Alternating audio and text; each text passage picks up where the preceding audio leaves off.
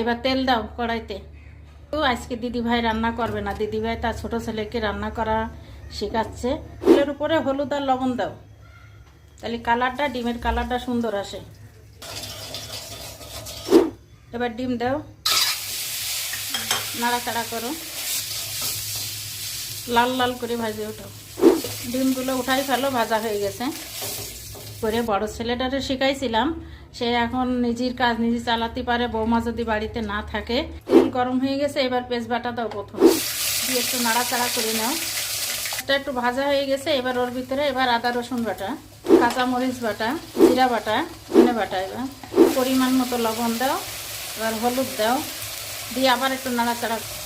এবার একটু লাল মরিচের গুঁড়ো দিলাম রং আসার জন্য, আমার জন্য একটু জল দেওয়া হচ্ছে, তাই একেও একটু শিখাই রাখি, তার জন্য আজকে থেকে ট্রেনিং হচ্ছে। মশলা কষানো হয়ে গেছে, এবার ডিমগুলো দিয়ে দাও, ওতে মরিচ দিয়ে দাও। এই যে ডিম কষানো হয়ে গেছে দেখো, এবার জল দিয়ে দাও, পরিমাণ মতো দাও, ঢাকা দিয়ে দাও। এবার ঢাকনাটা উঠাই ফেলো, দিয়ে দাও, নামাতে হবে। একটু গরম মশলার গুঁড়ো দাও। দেখো বন্ধুরা, আজকে ছোট ছেলে ডিমের তরকারি রান্না করা শেখালাম। কেমন লাগলো তোমরা কমেন্টে জানাও। ভালো থাকো, সুস্থ থাকো, শুভ দুপুর।